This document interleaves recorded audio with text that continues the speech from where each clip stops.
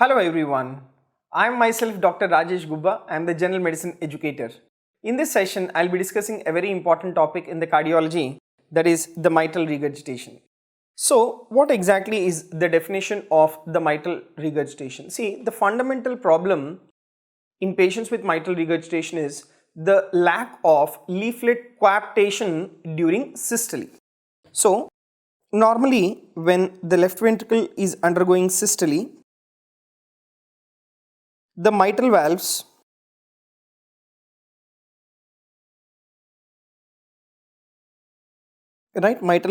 they have to close completely. But here in patients with mitral regurgitation, what happens is there is lack of leaflet coaptation.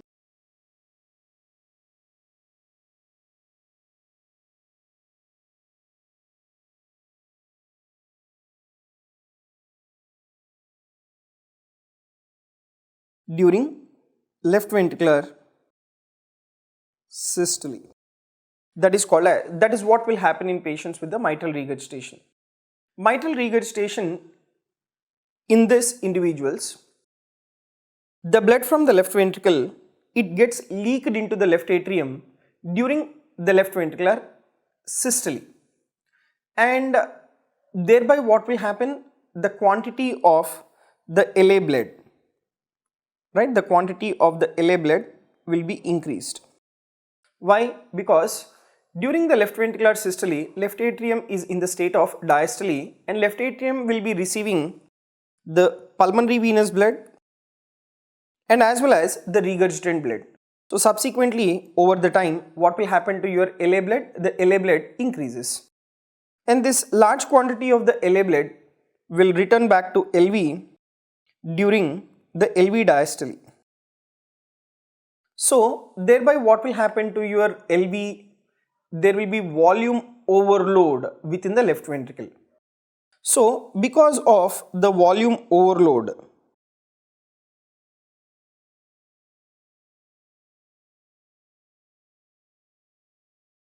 because of the volume overload of the left ventricle, the left ventricle will dilate initially and subsequently at one point of time the myocardial contractile function, it reduces. Okay, so there will be volume overload that will cause dilatation of the left ventricle, and at one point of time, because of this excessive volume overload, the myocardial contractile function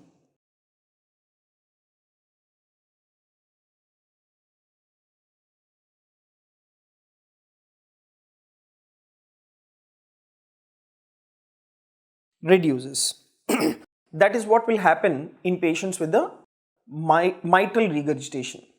Now, what will be the etiologies causing mitral regurgitation? So, before going on to the discussion of the mitral regurgitation, we need to understand that there are two forms of mitral regurgitation. One is acute and the other one is the chronic mitral regurgitation. So, acute mitral regurgitation, it may develop abruptly.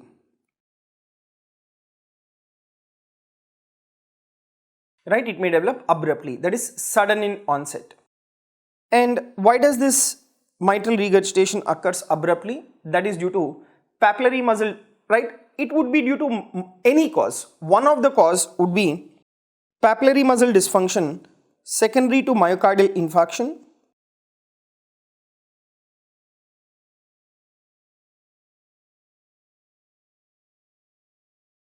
papillary muscle dysfunction secondary to myocardial infarction. And the another important etiology of acute mitral regurgitation is valve perforation, valve perforation in case of the infective endocarditis. And the acute mitral regurgitation can also occur in patients with the hypertrophic cardiomyopathy, or whenever there is rupture of this particular chordae tendineae, even that can also contribute to the development of acute mitral regurgitation. So these patients with acute mitral regurgitation, emergency surgery is required.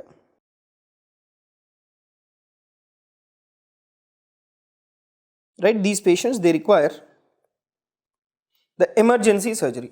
So this is about the acute mitral regurgitation. So the one which develops abruptly. And what would be the causes? Either papillary muscle dysfunction following myocardial infarction, valve perforation in infective endocarditis, in patients with the hypertrophic cardiomyopathy, or when there is rupture of the chordate tendinae in patients with the mitral valve prolapse. Then you take the chronic mitral regurgitation.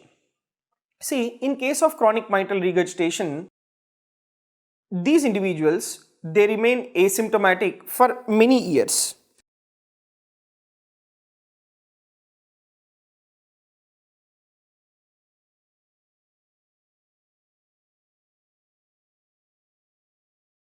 Right, they remain asymptomatic for many years. And in these individuals with chronic mitral regurgitation, there will be gross left atrial enlargement. Right, there will be gross left atrial enlargement. So left atrial enlargement may be considerable in chronic mitral regurgitation, and a large amount of mitral regurgitant volume may be tolerated. Okay, so large volume of mitral regurgitant blood, this is being tolerated in case of the chronic mitral regurgitation, and that is the reason why they remain asymptomatic for many years. And when does these people require the treatment or surgery? Surgery is necessary when symptoms develop or when there is evidence for left ventricular dysfunction. Okay, so these patients, they require surgery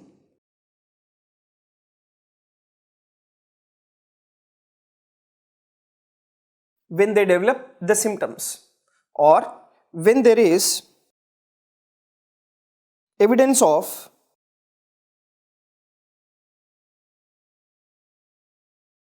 or when there is evidence of left ventricular dysfunction.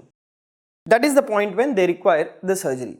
Okay, and after having discussed about the chronic mitral regurgitation, let me discuss the etiology which will cause the mitral regurgitation. So if you take the etiologies, we have primary mitral regurgitation and as well as the secondary mitral regurgitation. So primary mitral regurgitation is that the pathology is directly within the valve, either the anterior and posterior mitral leaflets, or the pathology would be either in the chordate tendinae or in the papillary muscles. Whereas secondary mitral regurgitation, it is secondary to some other cardiac disease, there will be development of mitral regurgitation. Now you take the primary MR. What would be the cause for the primary MR? Number one, it could be the rupture of the papillary muscles, right? So rupture of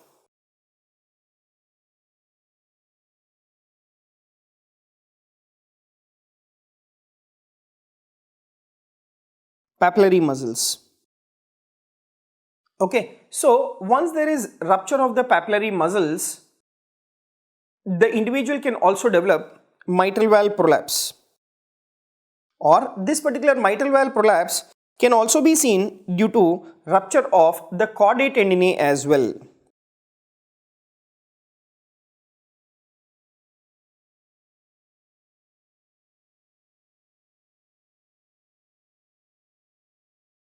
Right, due to rupture of the chordate tendinae as well.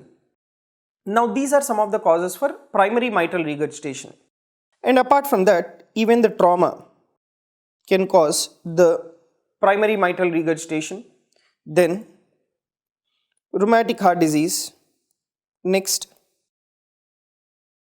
endocarditis can cause the primary mitral regurgitation, then mitral annular calcification,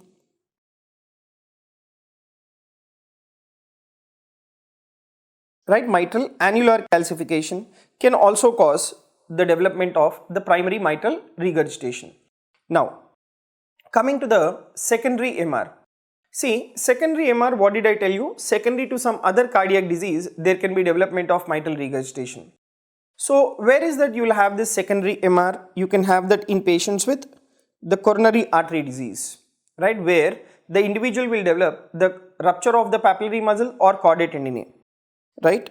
Or the secondary MR can be seen in patients with the cardiomyopathies.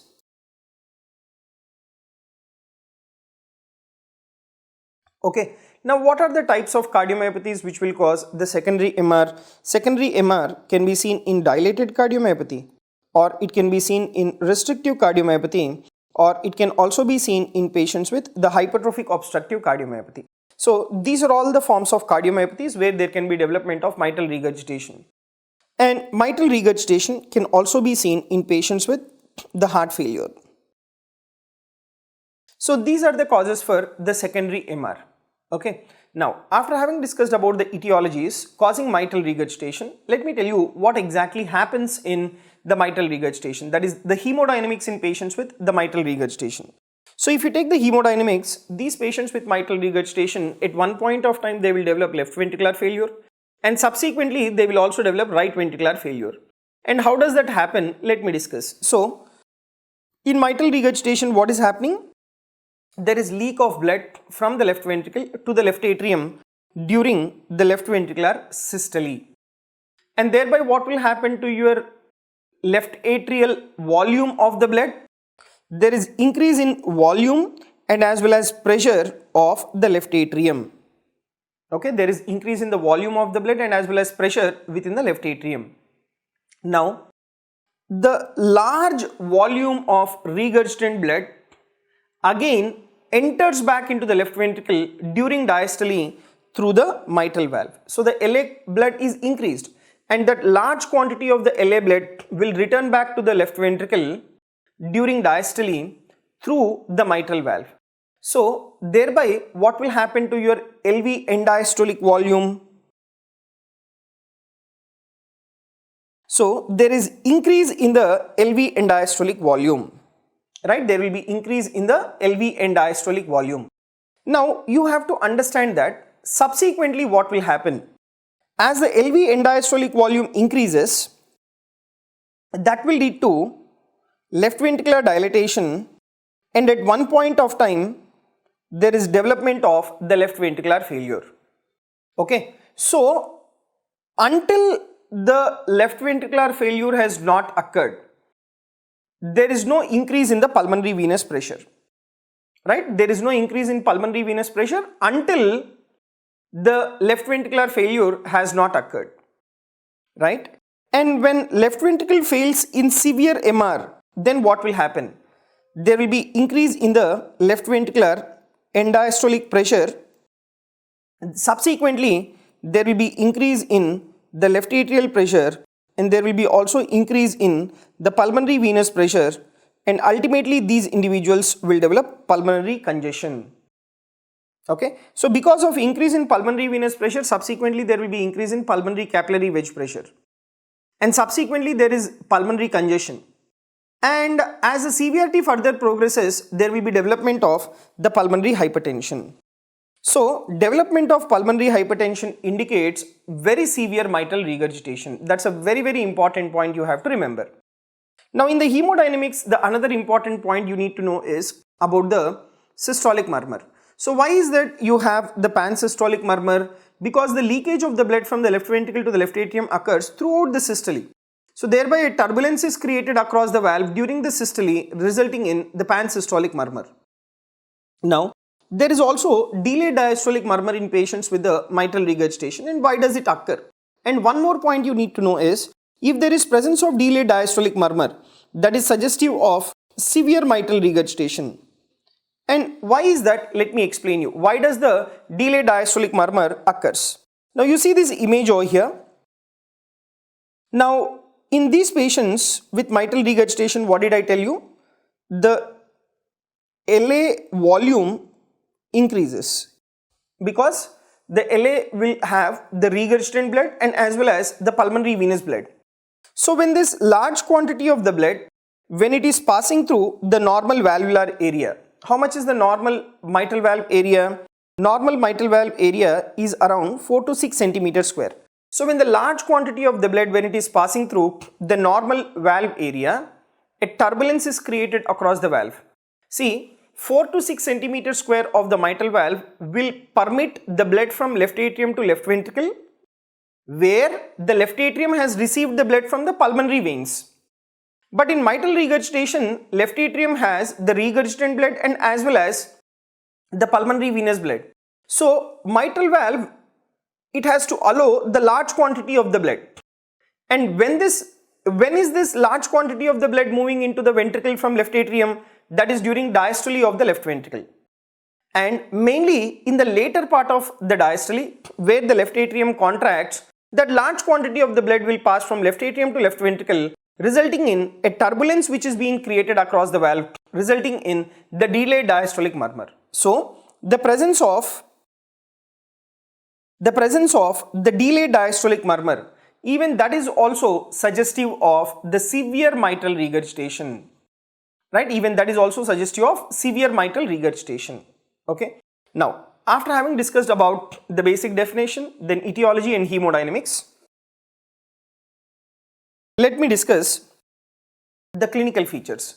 So first and foremost, very important, these individuals will have dyspnea. And why is that they will have dyspnea? That is because of the pulmonary congestion.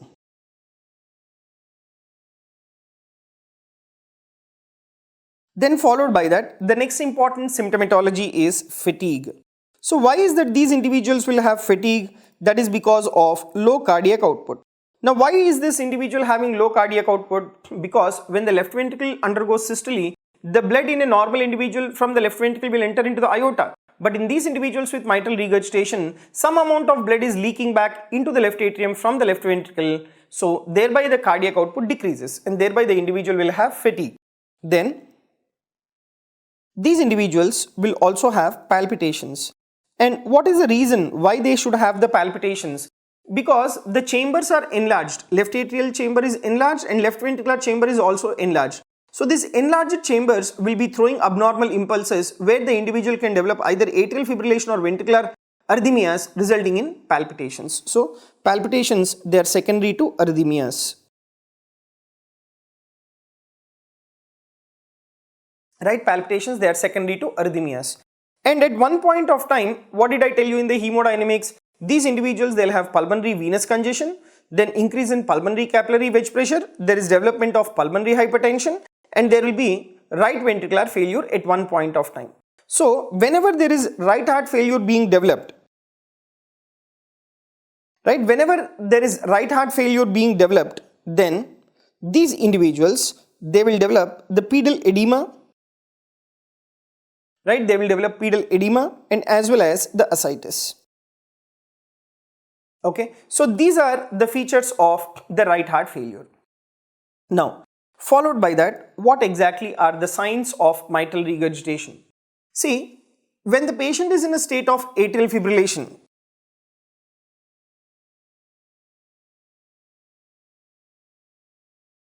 right, when the patient is in a state of the atrial fibrillation, the characteristic pulse that you will have in mitral regurgitation is irregular pulse.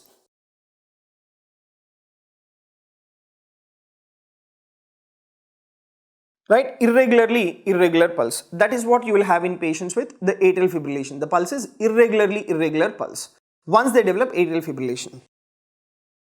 And another important thing you need to know about the pulse is the character of the pulse. These patients, they have a water hammer pulse.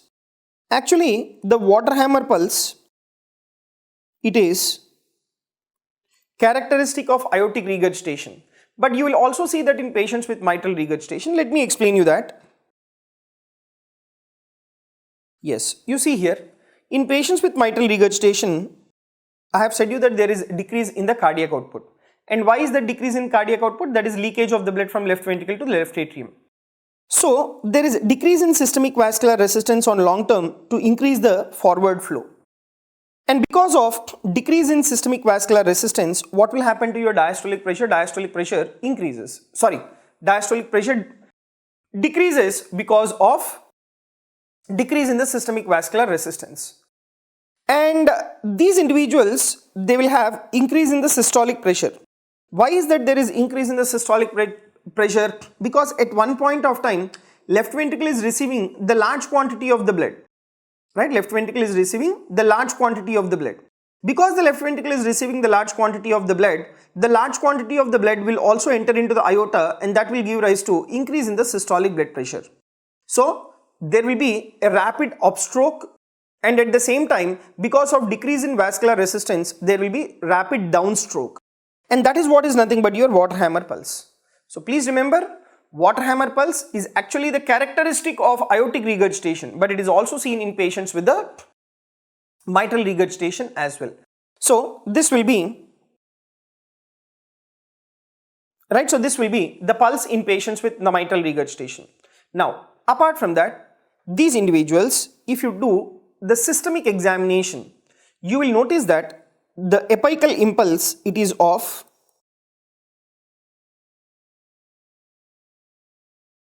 hyperdynamic type of apical impulse.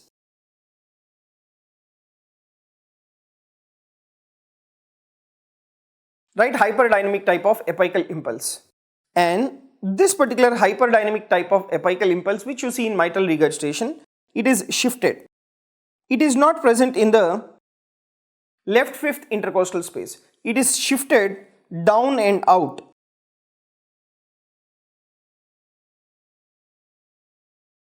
Right, it is shifted down and as well as out.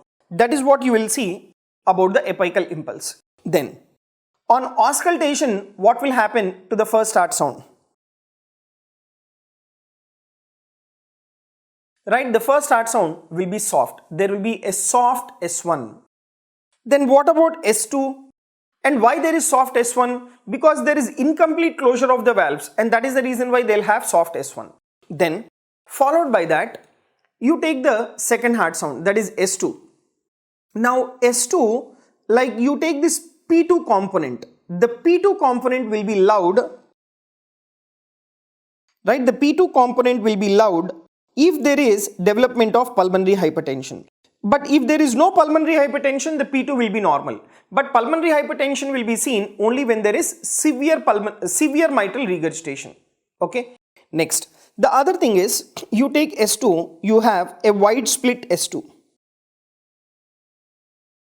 And why is that you have a wide split S2? That is because of the earlier closure of the A2. A2 will be little early in patients with mitral regurgitation. That is the reason why these individuals will have the wide split S2. Now, apart from that, in auscultation, you have a characteristic murmur. The characteristic murmur in patients with mitral regurgitation is, it is a pansystolic murmur that will be radiating to the axilla. And from axilla, it can also radiate to the angle of the scapula. Right, it will also radiate to the angle of the scapula. So that is what is your pansystolic murmur in patients with the mitral regurgitation. And for suppose, if there is involvement of the posterior valve, right, if there is involvement of the posterior valve resulting in mitral regurgitation, then the pansystolic murmur will radiate to the base of the heart. Right, the pansystolic murmur will radiate to the base of the heart when there is, right, when there is the posterior valve involvement. Okay, so that is about you. And when will you have the murmur radiating to the axilla and angle of scapula? This is when there is involvement of the anterior valve. But when there is involvement of posterior valve causing mitral regurgitation, then the murmur will radiate to the base of the heart. Okay, so that is about your pansystolic murmur, right? Then, now, after having discussed about the signs in case of mitral regurgitation, let me discuss what are the features that will tell you the severity of mitral regurgitation. See, in mitral stenosis, I have discussed two important points which will assess the severity. One is your A2OS gap, right? So if the A2OS gap is very close, severe is your mitral stenosis. And the second one is the duration of mid-diastolic murmur. If the duration of mid-diastolic murmur is long, then it is considered as the severe mitral stenosis. Okay, next. So if you see the next question, the severity of mitral regurgitation is decided by all of the following clinical findings except presence of mid-diastolic murmur across the mitral valve, wide split, second heart sound, presence of LV-S3 gallop, intensity of the systolic murmur across the mitral valve. So let me discuss all the features which will suggest the severity of mitral regurgitation, and then finally we will move on to the answering this particular question. Okay, so first important parameter to tell or to suggest the severity of mitral regurgitation is the enlarged left ventricle. See, with severe mitral regurgitation, the volume overload on the left ventricle increases, causing enlarged left ventricle. So, in case of severe MR,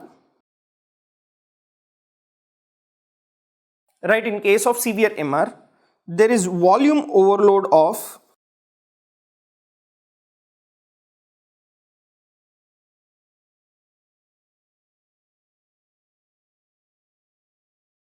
there is volume overload of the left ventricle, and because of the volume overload of the left ventricle, there is enlargement of the left ventricle.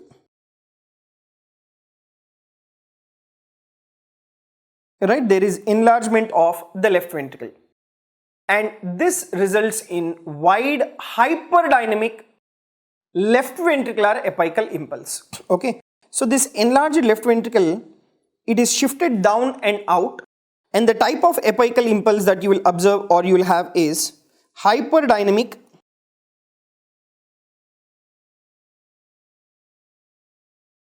apical impulse.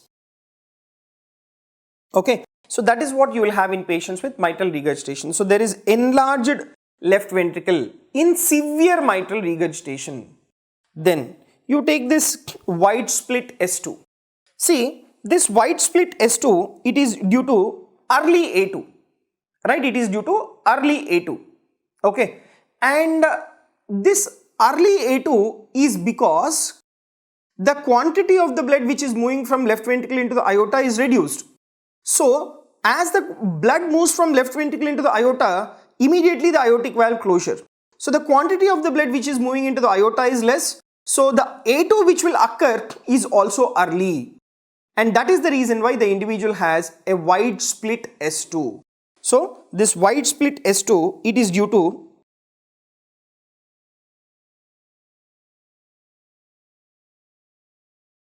earlier closure of or earliest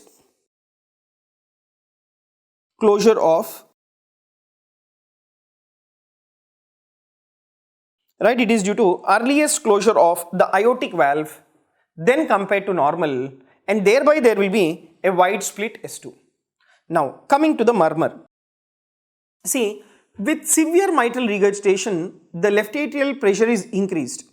This results in decrescendo murmur which starts very early and consists of lot of low and medium frequency vibrations or turbulence. So, the presence of the harsh decrescendo murmur, that is also suggestive of the severe mitral regurgitation. So, what do you mean by the word harsh decrescendo murmur? It is the one which consists of lot of low and medium frequency vibrations which have been generated across the valve. Then, in patients with severe mitral regurgitation, I said you that these individuals will develop the congestive cardiac failure. As the individual develops congestive cardiac failure, there is presence of S3 and as well as S4. So, with severe mitral regurgitation, blood comes rushing to the left ventricle during early systole. This sets up a rapid vibration of the left ventricle resulting in S3. So, presence of S3 suggestive of left ventricular failure, or it is suggestive of severe mitral regurgitation, and the presence of the fourth heart sound. See, a fourth heart sound is often audible in patients with acute severe MR or recent onset who are in sinus rhythm. Okay, so this is seen in case of acute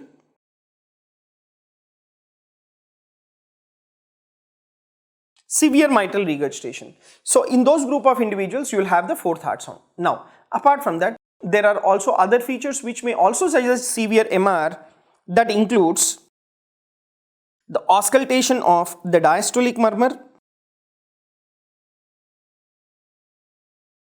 Number 2, presence of the pulmonary hypertension.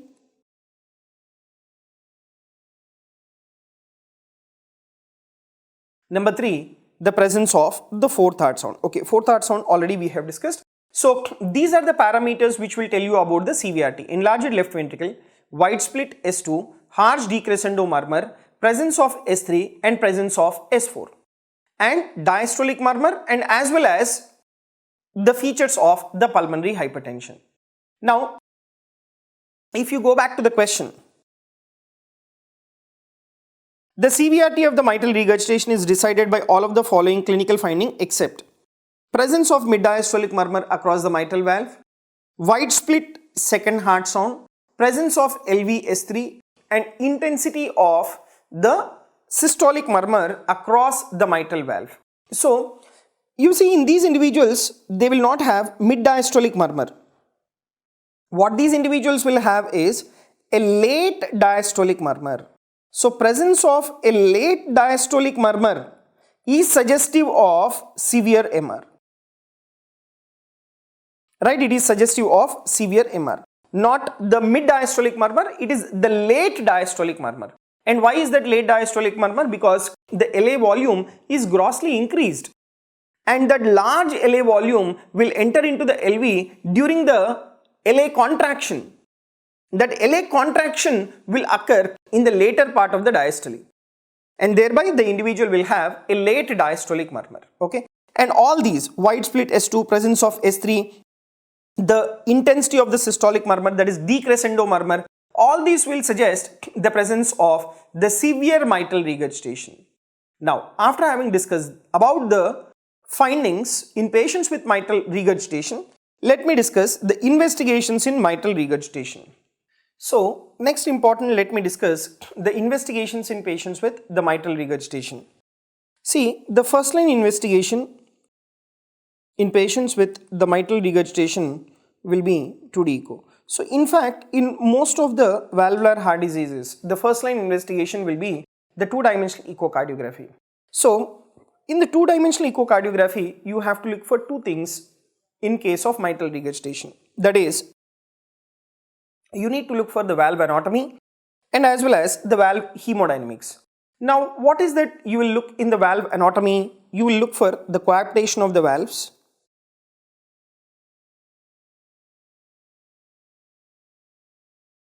right? You look for the coaptation of the valve, that is when whether all the the valves, they are completely closing or not. Okay, and the second thing in the valve anatomy you have to look for is the presence of the valve thickening.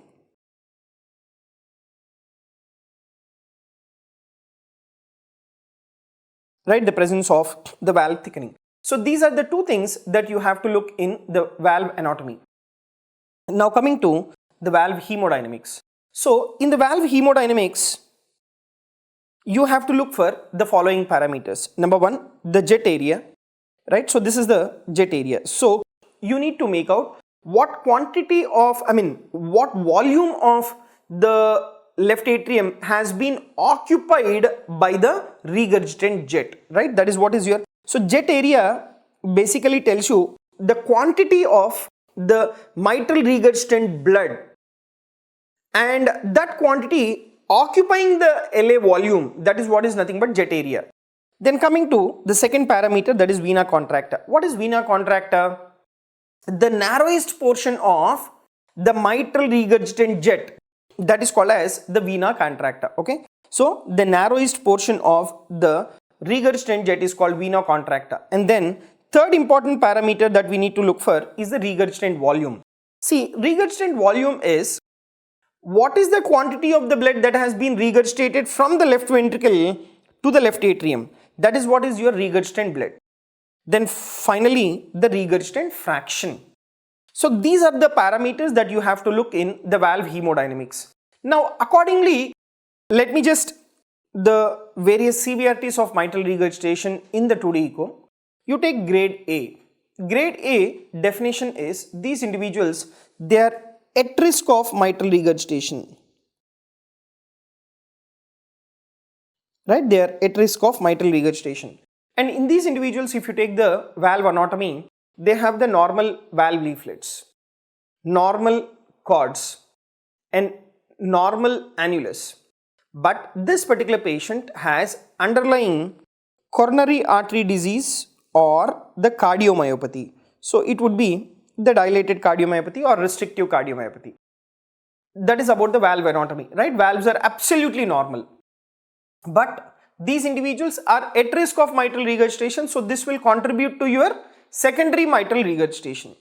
Then you take the valve hemodynamics. See, valve hemodynamics in these individuals, there is no MR jet, or there is small central jet area of less than 20%. Okay, so how much is the jet area? Jet area, it is less than 20%, or there is no MR jet itself, right? And even if you take the venae contracta, they have very small venae contracta and small venae contract.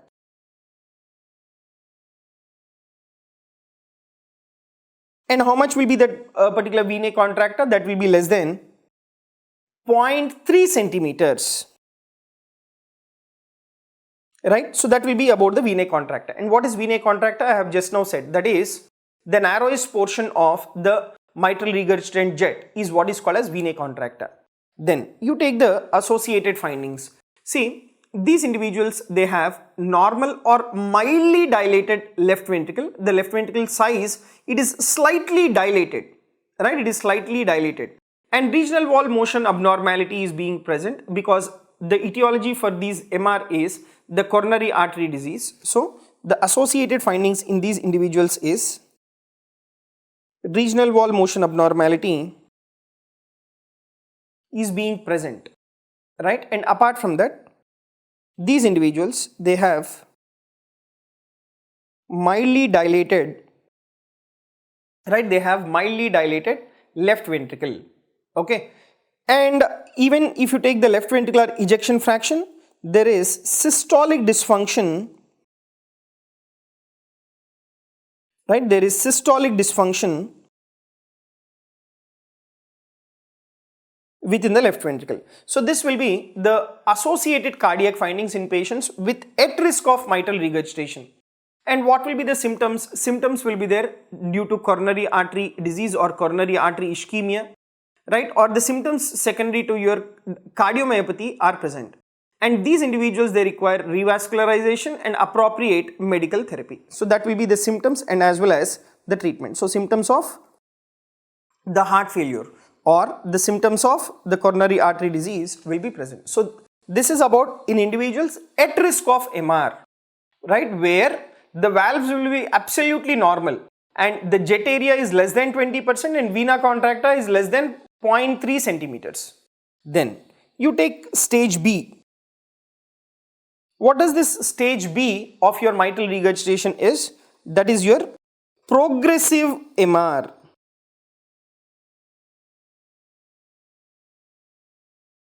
Right, that is progressive mitral regurgitation. So these individuals, if you take the valve anatomy, right, the regional wall motion abnormality with mild tethering of the mitral valve leaflets. So how is the valve anatomy? So there is mild mitral valve tethering. So tethering in the sense where the coaptation is not taking place properly and the valve is being slightly stretched away and it is incomplete closure of the valve. So there is mild tethering of the mitral valve leaflets.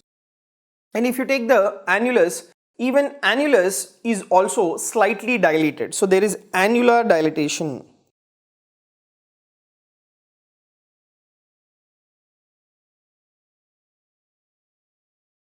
right? So annular dilatation with mild loss of central coaptation of the mitral leaflets. So that will be about the valve anatomy, that is mild mitral valve tethering will be there, and as well as the annular dilatation. And if you take the valve hemodynamics, if you take the effective regurgitant orifice, okay, ERO, we call it as effective regurgitant orifice. In case of the progressive MR, it is less than 0.4 centimeters, right? It is less than 0.4 centimeters. And how much will be the regurgitant volume? The regurgitant volume will be less than 60 ml, right? Regurgitant volume will be less than 60 ml. And what will be the regurgitant fraction?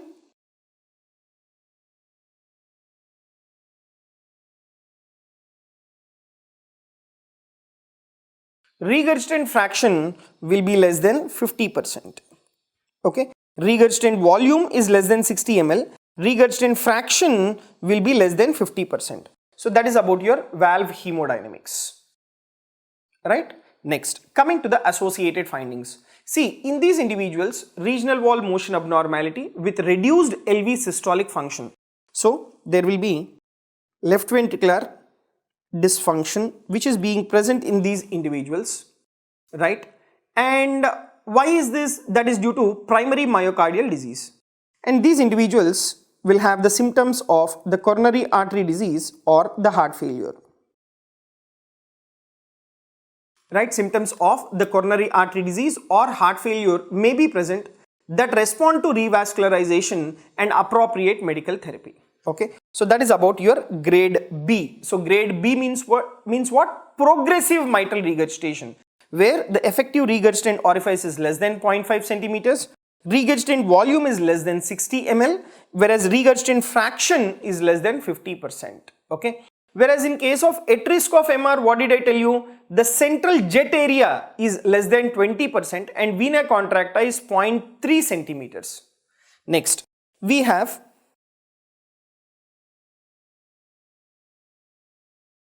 grade C. What do you mean by this word grade C? Grade C is asymptomatic severe MR.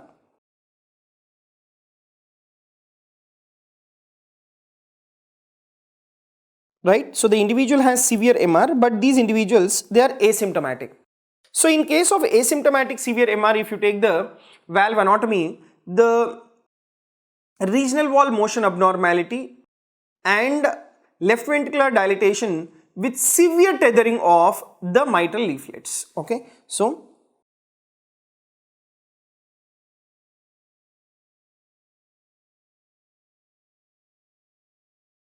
there is severe tethering of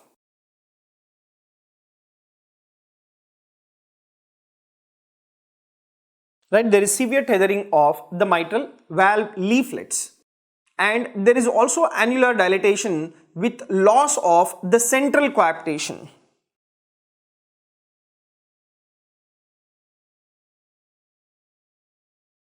Right, there is also the annular dilatation with severe loss of central coaptation. So that will be the valve anatomy, right? Severe tethering of, whereas in case of progressive MR, mild tethering of mitral valve leaflets. But here there is severe tethering of the mitral valve leaflets, and there is also annular dilatation of the mitral valve leaflets. Okay. And if you take the valve hemodynamics in case of the asymptomatic severe MR, the effective regurgitant orifice area, that is ERO, right? The ERO will be more than or equal to 0.4 centimeter square, right? Whereas ERO in case of progressive MR will be less than 0.4 centimeter square, but whereas here it is more than or equal to 0.4 centimeter square. And even if you take the regurgitant volume,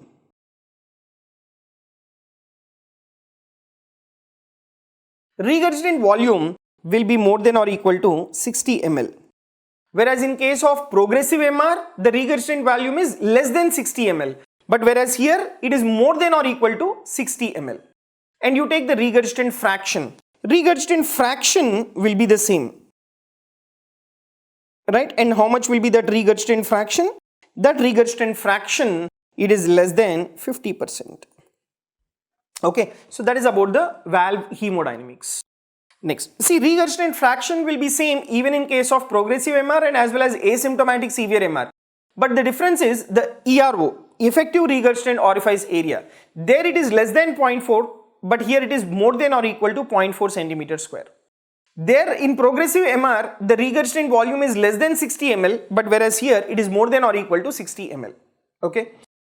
Then coming to the associated findings. Associated findings, you will make out that there is left ventricular dysfunction. So there will be left ventricular systolic dysfunction, left ventricular dilatation, and there will be also dilatation of the mitral valve annulus. So what will be the symptoms and treatment? Symptoms due to coronary artery ischemia or heart failure may be present, and that will respond to your revascularization. Right, that will respond to your revascularization. So the very important is the effective regurgitant orifice, regurgitant volume and regurgitant fraction. Then you take the grade D. Now in case of grade D, it is symptomatic severe MR, whereas grade C was asymptomatic severe MR, but whereas grade D is symptomatic severe MR. So in these individuals, there will be regional wall motion abnormality and there will be left ventricular dilatation. So in symptomatic severe MR, there will be regional wall motion abnormality and there will be left ventricular annular dilatation and as well as left ventricular dilatation as well. So if you take the valve hemodynamics, the effective regurgitant orifice will be more than or equal to 0.4 centimeter square, similar to that of asymptomatic severe MR. And regurgitant volume is also more than or equal to 60 ml, but the only difference is the regurgitant fraction. Regurgitant fraction in case of asymptomatic severe MR is less than 50%, but here it is more than or equal to 50%. That is the very important differentiating point between asymptomatic severe MR and as well as the symptomatic severe MR. And what will be the associated finding? There will be regional wall motion abnormality, left ventricular systolic dysfunction, right? And the treatment will be the heart failure symptoms that will be relieved by the medical therapy. That is, you need to give diuretics. Okay. So mainly this valve hemodynamics and as well as valve anatomy is very important. Now I'll just show you the 2D echo finding of how the regurgitation will be. See, the regurgitation, you will have a mixed color, right? So the regurgitant jet will have a mixed color. Okay. So this is like regurgitation from left ventricle to the left atrium. Right now, after having discussed about the 2D echo, the next important investigation is the cardiac catheterization. See, cardiac catheterization, what is its use? It's a definitive investigation actually. But in which group of individuals this is important? Cardiac catheterization, it provides a further assessment of regurgitation and its hemodynamic impact along with the LV function. So it will tell you about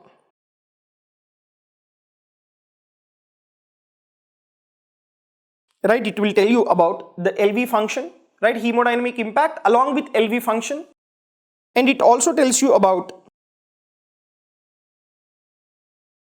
resting cardiac output, and it also tells you about the pulmonary artery pressure. Okay, so that is the importance of the cardiac catheterization. And 2014 American Heart Association guidelines on valvular diseases recommend coronary angiography to determine the presence of incidental coronary artery disease. Okay, so the guideline says that the cardiac catheterization has to be done in order to determine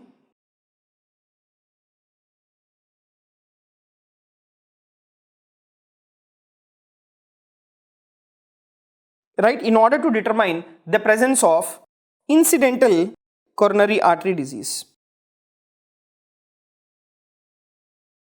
Right, in order to determine the presence of incidental coronary artery disease prior to the valve surgery, right, prior to valve surgery, and it should be done in all men, right? So this has to be done in all men of age group around 40 years, right, and it should be done in menopausal women.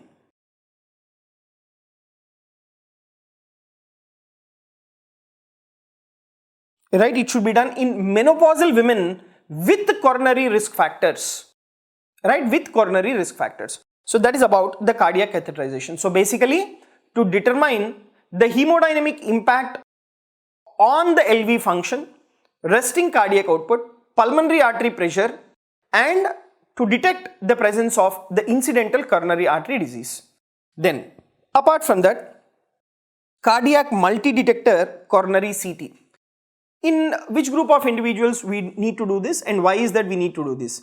In younger patients, cardiac multi-detector coronary CT may be adequate to screen with valvular heart disease for asymptomatic coronary artery disease. So basically, we do this coronary artery disease in younger patients,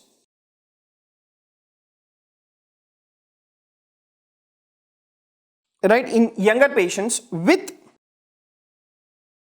mitral regurgitation, and to screen for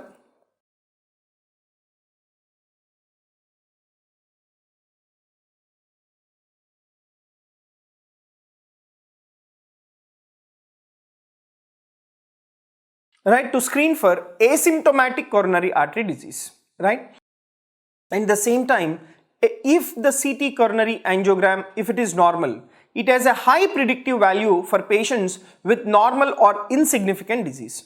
So the basic purpose of your cardiac multi-detector coronary CT is to diagnose the presence of the asymptomatic underlying coronary artery disease. And the next important investigation is B-type natriuretic peptide. See, B-type natriuretic peptide is useful in early identification of LV dysfunction.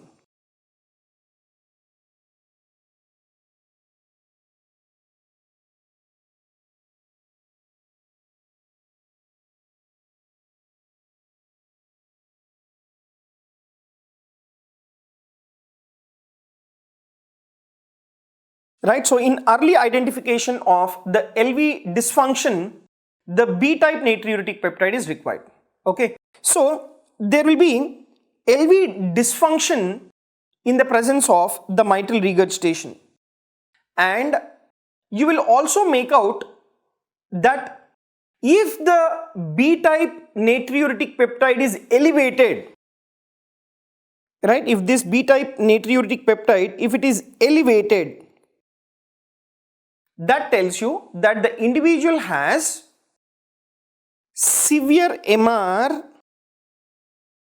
causing left ventricular dysfunction.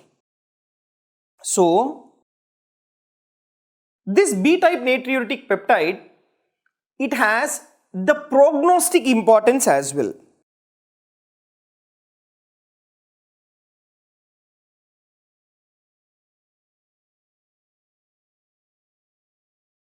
Right, it has the prognostic importance as well.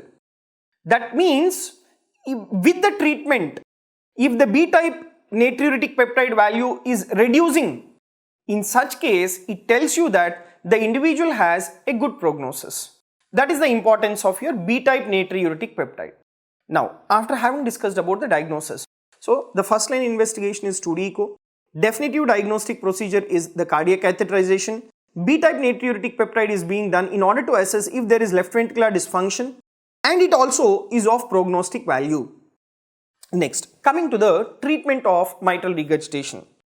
So the question is, like, we have a 59-year-old man with severe myxomatous mitral regurgitation and he is asymptomatic with left ventricular ejection fraction 45%, right, and end systolic diameter index is 2.9 centimeters per meter square. What is the most appropriate therapy? Mitral valve repair or replacement, no treatment, ACE inhibitor therapy, digoxin, and the diuretic therapy. See, the treatment strategies in mitral regurgitation completely depends upon the severity of the MR. It also depends upon if there is left ventricular dysfunction present or absent, and it also depends upon the ejection fraction of the individual, and it also depends upon the concomitant other diseases in patients with mitral regurgitation. So, if you see the flowchart here, patients with mitral regurgitation, we classify them into the primary MR and as well as the secondary MR. So if you take secondary MR, what is that? Secondary to the coronary artery disease, secondary to the heart failure, right? So this is what is your secondary MR or secondary to the cardiomyopathies. So in these individuals with secondary MR, we classify the patients into symptomatic severe MR, asymptomatic severe MR, and as well as the progressive MR. In patients with the asymptomatic severe MR and progressive MR, they have to undergo the periodic monitoring. And what do you mean by the word progressive MR and asymptomatic severe MR? Already we have discussed in the 2D echo. Whereas in case of symptomatic severe MR, right, if the patient is having persistent NYHA class 3 or class 4 symptoms, they have to undergo the mitral valve surgery. Whereas you take primary MR. See, this particular primary MR patients, right, we classify them into a patients with severe MR and as well as the progressive MR.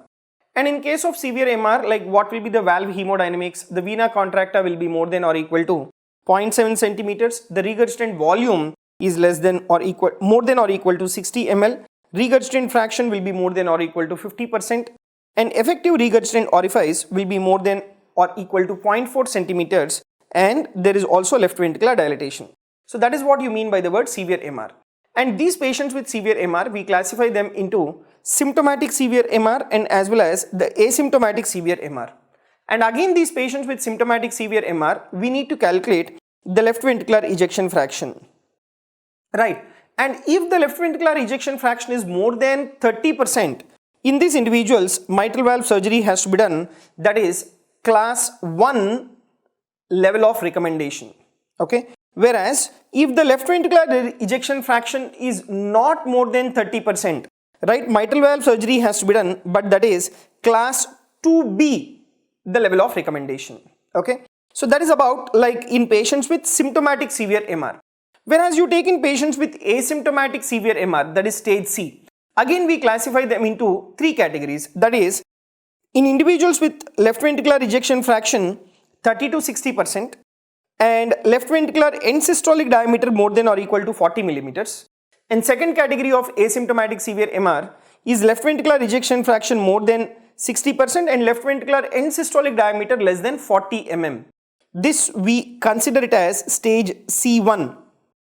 Whereas asymptomatic severe MR, like one more category, that is new onset atrial fibrillation or pulmonary artery systolic pressure more than 50 millimeters of mercury. So we classify the asymptomatic severe MR patients into these 3 subcategories, out of which you take in individuals with left ventricular ejection fraction 30 to 60%. These individuals, they have to undergo the mitral valve surgery, and that will be the class 1 level of recommendation. But in individuals with ejection fraction 30 to 60% and LV end systolic diameter less than 40 mm, in these individuals, progressive increase in left ventricular end systolic diameter, or if there is decrease in ejection fraction, they have to undergo the mitral valve surgery. Okay, if there is progression of the disease, then they have to undergo mitral valve surgery. Whereas in those individuals who are of likelihood of successful repair more than 95% and expected mortality less than 1% if it is there, they have to undergo mitral valve repair. But if there is no likelihood of successful repair, then they have to undergo the periodic monitoring, right? And you take the last category of the asymptomatic severe MR, that is in individuals with new onset atrial fibrillation or pulmonary artery systolic pressure more than 50 millimeters of mercury. These individuals, again, also you have to look for whether they have the likelihood of successful repair or not. If there is likelihood of successful repair, yes, you do the mitral valve repair. But if there is no likelihood of successful repair, then you need to do the periodic monitoring. Where that is in severe MR. So in severe MR, we have symptomatic severe MR and as well as the asymptomatic severe MR. Whereas you take patients with the progressive mitral regurgitation. These, they have to undergo periodic monitoring. Okay, so this is about the treatment of mitral regurgitation. So first you need to classify whether it is a primary MR or secondary MR. And if it is like secondary MR, you need to make out what is the cause for that secondary MR. Only if the individual is having symptomatic severe MR, that is stage D, they have to undergo mitral valve repair. Whereas asymptomatic severe MR and progressive MR, they have to just undergo periodic monitoring only. Whereas you take in case of the primary MR, you need to make out whether it is severe MR or progressive MR. Severe MR, again you need to make out whether the individual is symptomatic severe MR or asymptomatic severe MR. And accordingly you need to look for the ejection fraction and as well as LV end systolic diameter, pulmonary artery systolic pressure, and then you need to decide whether to do the mitral valve surgery or the periodic monitoring has to be done. Now, we will go back to our question. So, myxomatous mitral regurgitation and the individual is asymptomatic, right? The individual is asymptomatic. And ejection fraction, it is of 45%. Okay, ejection fraction of 45%. Myxomatous mitral regurgitation. So, what do you consider whether it is a primary MR or secondary MR? The pathology is directly within the valve causing mitral regurgitation. So, it is a primary MR, right? It's a primary MR. Now you need to make out whether the individual is having severe MR or progressive MR. See, the ejection fraction is 45%. What did I tell you? The ejection fraction between 30 to 60%. They come under asymptomatic severe MR. They come under asymptomatic severe MR. And the end systolic diameter index is 2.9 centimeter per meter square. What is the most appropriate treatment in these individuals? So, mitral valve repair or replacement, no treatment, ACE inhibitor therapy, digoxin and diuretic therapy.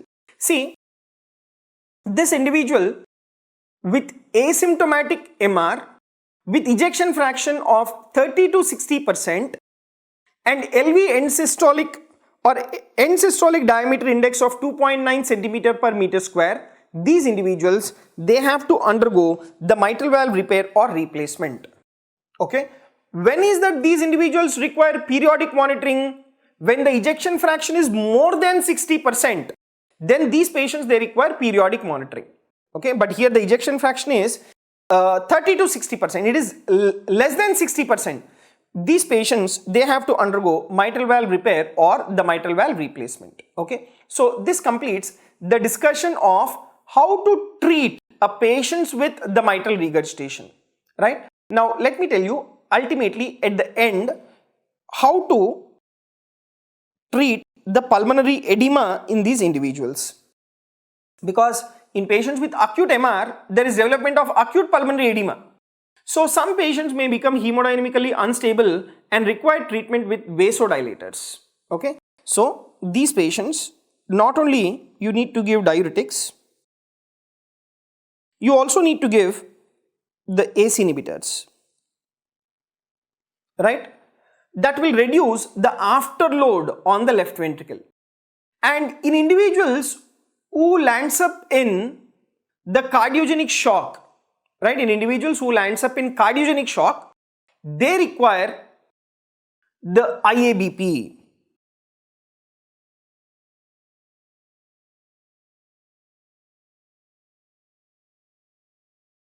Right, they require intra-aortic balloon pump. Okay, so that is about the treatment of the acute pulmonary edema. Whereas you take in case of the chronic mitral regurgitation. Chronic mitral regurgitation also we need to give the drugs which will reduce the afterload on the left ventricle. Now, finally, what are the essentials of the diagnosis? So these individuals with chronic mitral regurgitation, they may be asymptomatic for many years.